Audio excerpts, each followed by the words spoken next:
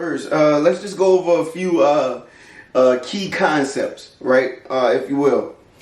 First one, the entertainment industry is the monetization of leisure time, right? And basically, it is what it says, right? It does. What are you doing when you're free, right? What are you doing when you don't have any business or personal affairs you're working on? It that is the entertainment industry's job, to fill that void in your life of leisure time, right? Secondly, we have entertainment companies are influenced by external variables such as the economy, politics, social trends, and technology. Now, what does that mean, right?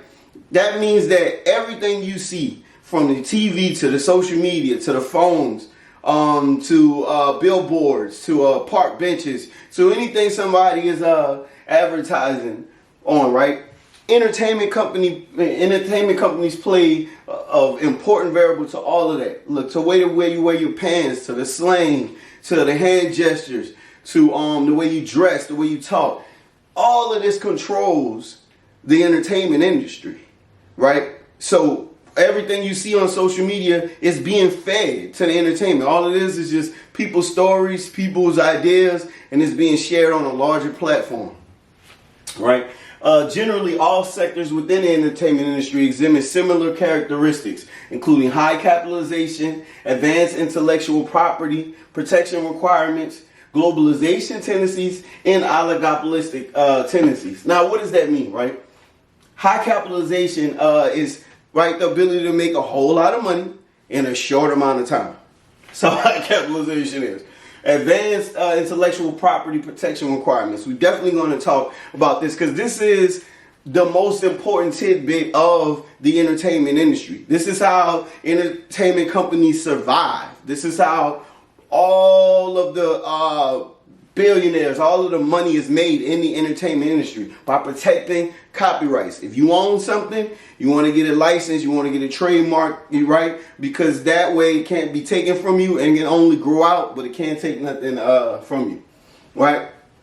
Also, we have globalization tendencies. Now, I don't know if a few of you guys probably know this, but over the past 10 to 15, 20 years, right? We've had the technology is advancing at a very, very, very rapid pace. And with that comes the ability, right, to capitalize in the entertainment industry, right? Because you have all these new technologies, all these new ideas, all these new gadgets, right? That's the ability to share information as well as monetize information, right? Right? So, and that's happening all over the globe, right? So that's why you have, that gives it its globalization tendencies. And the oligopolistic tendencies, what that is, that's wealthy people, right? Sharing their wealth with each other and not distributing it amongst other channels or other properties. Listen, the way this entertainment industry works is everyone who's in the in club, they share. If you're not in the in club, you kind of don't get to share in the profits, right? So that's the way that works. Also, 3 important sectors that I'm gonna highlight right throughout this whole experience, if you will. 3 important sectors that highlight these trends and have an impact on music industry. You got the motion picture industry, you got the broadcast industry, and you also have the video game industry. And we're gonna touch a bit on each one of those sort of tendencies or opportunities as we go along. All right, so let's get it. First things first. All right. The entertainment industry today clearly exhibits leisure activities on all 4 levels, right? The first level, you have a passive person, right? That's the person that just doesn't participate in any entertainment, right? They don't care about rapping. They don't care about painting. They don't care about, holding a camera and shooting videos. That's the passive person. Secondly, we break that down to the emotion, right? How it makes you feel. How does entertainment make you feel? Listen, I don't know any person that didn't feel bad when Pookie got shot on New Jack City. It was terrible because they spent the time to build this character up. You fell in love with the character, and then boom, he dies. That's what it is. You're engaged in the entertainment industry if you've ever felt that way. All right. Thirdly, we have active, right? That's a contribution. Say, for instance, you performing in a band, you make beats, you mix, master. You're actually an active member in the entertainment industry if you're doing it. So if someone tells you, hey, you're not doing this, you're not doing that, even though you putting in the work, you're sitting up those late night mixing those tracks. You're sitting up late night editing those videos, right? You're already in the entertainment industry. You just need my help to say, well, you can monetize on it, but I got you. Come on now. All right, and the fourth, lastly, we have creative. This can be commercial or non-commercial. Now, this is when you step into the entertainment industry itself and start providing products and services, actually trying to become a larger part of the zeitgeist, right, of entertainment, right? All right, so secondly, the entertainment industry as a whole can be broken down into 8 major industries. These are the people that own it, right? This is the whole entertainment industry. First, we got the motion picture industry, right? Then we got the music industry. That includes recording, publishing, and live performance. Remember those 3 tidbits: recording, publishing, and live performance. Because if you're in the music business, you definitely need to learn to understand that way that works, because that's your money, right? Also, thirdly, we have the broadcasting industry. That's television, radio, internet, if you will. Also, we have publishing. That's books, magazines, newspapers. Also notice that's publishing in the music industry. Hint, hint. We're going to get back to that. Fourthly, we have games, right? You got video, computer games, sports games, right? After that, we have sports. Sports is the entertainment industry, right? Of course. You have exhibition entertainment too. Now, that's your museums, right? That's your parks. That's your theater. That's even your FanDuel, your gambling. All of it's part of the entertainment industry, right? Remember, the entertainment industry is the monetization of your free time. So, they give you something to do when you don't have nothing to do. It's beautiful, right? All right, to the next. All right, we have conglomerate. Ooh, conglomerate, right? Used to be a bad word, right? All right, so what is a conglomerate? A business corporation that is formed by the ownership of a member of other business or divisions operating in a wide variety of areas, right? Okay, so you define a conglomerate as a business, right, that has a whole bunch of divisions that may even can spew into other businesses and become a competing business with someone who initially wasn't even in that field. Hey, in this business, in business in general, you'll understand and you'll begin to learn that all of it is connected to a conglomerate. All of it is, even though we have SEC, FCCs, and all these laws, nobody pays attention to that stuff, trust me. Everyone gets paid off. All right, secondly, moving on, right? Unique creative products for profit, right? That's what you want to create, right? You want to create unique creative product for profit, right? Provide products used during free or leisure time. Now, how do you create those products? That's your music, right? That's your merchandising, right? That's your tours, right? That's your hats and your pins and your bumper stickers or whatever thing you can slap your logo or face on. That's providing products used for when you're free and when somebody got some free time or some leisure time, right? Now, moving on. High upfront capital costs, right? I'm going to say that again. High upfront capital costs. That's what it means. That's what it costs to play in this business. Capital costs is the financial cost of creating, distributing, and marketing entertainment products. Okay, so if you're coming into the entertainment industry, whether you're a film director, right? Whether you're a podcast host, whether you're a rapper, a singer, dancer, artist, understand that in order to launch a product or launch a service, it's going to cost you money. Nothing is free. It's the oldest cliche in the world, but it still remains true to this day. Nothing is free. So understanding that you do have high upfront costs, you got to understand that it's going to have to pay for that album to get recorded. You're going to have to pay that artist or that producer to make that beat or to write that verse. You're gonna have to pay for that artwork. You're gonna have to pay for those flyers. You're gonna have to pay for that venue, everything, the food you got in the venue, security, the parking. Everything is up front. Everyone gets paid, and you're always the last one to get paid. Welcome to the entertainment industry, right? It's fun though, I promise you. All right. Lastly, we have the protection of intellectual property. Look, there's a reason why I put this in red, right? There's a reason. The red text means that I want you to copy this. I want you to memorize this. I want you to understand this. So let's go over it. Protection of intellectual property, right?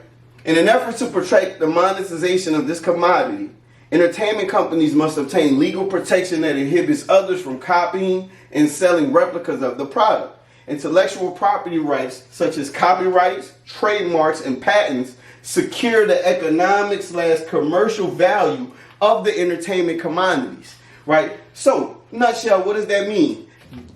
Get your stuff licensed. That should be the first thing you do. You should have a trademark.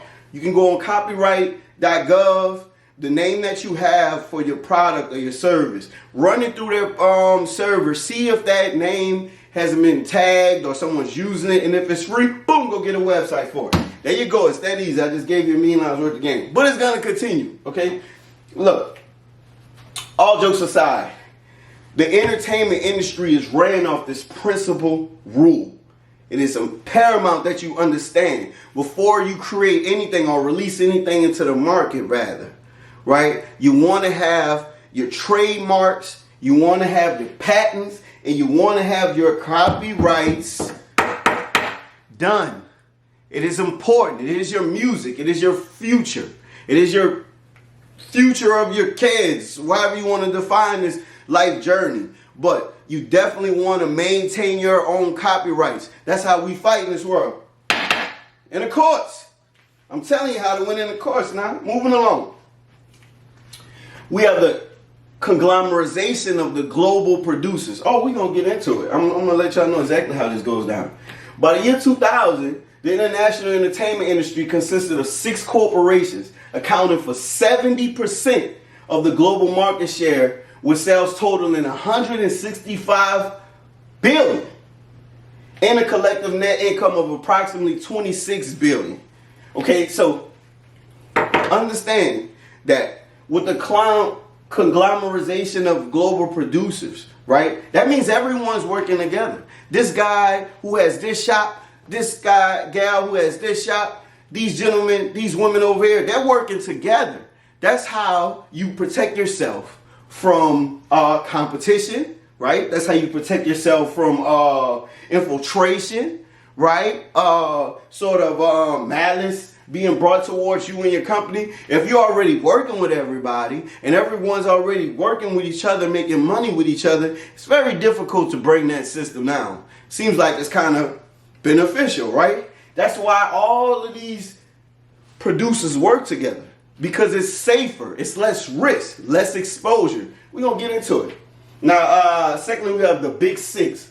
We got Time Warner, you got Disney, you got Universal, Viacom, Bertelsmann, and News Corp.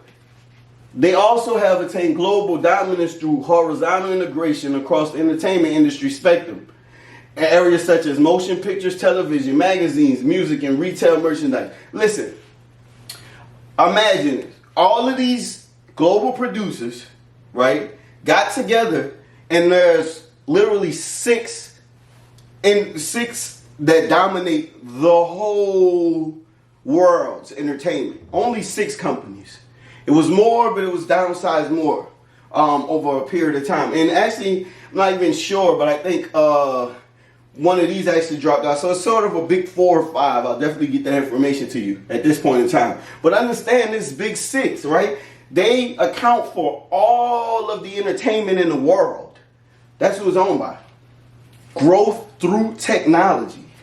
Technology has not only spurred tremendous growth in the entertainment industry, but has been a main driver of transformation within the industry. In particular, digitalization has created a range of opportunities for creative expression, production, distribution, and has propelled new modes of entertainment business. Listen, sister. During the 2000s, obviously we, anything about the music business, there was this big old ushering change that took place when we transitioned from the hard, tangible products of music going to a whole digital with streaming and sort of, if you will, where you pay subscription fees and monthly fees for, rather than having your own hard products for access to a server. Basically, that's what everyone does, right? That's the new industry, not only in movies, in music, in television, broadcast, all of it's streaming now. Even if you own cable, if you have cable, notice how the same content that's on the apps is on the same channels at the same time, because it's all streaming now. It's not hard, tangible products. Now it's just access. You're paying for access. That was the biggest difference that took place in the 2000s. We was moving from this physical, tangible product to access, right? Moving along. All right, so like I said, all of these industries all to make up the entertainment industry. You got magazines, theme park, music, movies, radio, TV, internet, theater, video games, sports, books, and of course gambling. Gotta have your gambling, right? All right, so, and we are gonna focus on the music industry. Now, mind you, all of these spectrums, all of these are products and services within this entertainment industry spectrum, if you will. I just want you guys to understand that. All right, so in the conclusion, the entertainment industry is a highly dynamic environment where consumer demand is uncertain and infringement poses a severe challenge. Nevertheless, product, service development, creativity, and innovation remain a bedrock and impetus for continual growth in the entertainment industry, right? Red. Technology aside, growth in the entertainment industry is contingent on brand appeal and effective marketing strategies in spite of general market uncertainties. Listen, the entertainment industry is a moving, live person. It's always changing. It's always evolving. It's always growing. But there are a few principles in the entertainment industry that has always been the same, right? That's your brand appeal, the ability to stand out, to separate yourself amongst the herd. And also, what are your marketing strategies? That's how you separate yourself from the herd. You create different and inspiring, creative ways to get your message out. How y'all feeling out there? I said, how y'all feeling out there? All right, all right.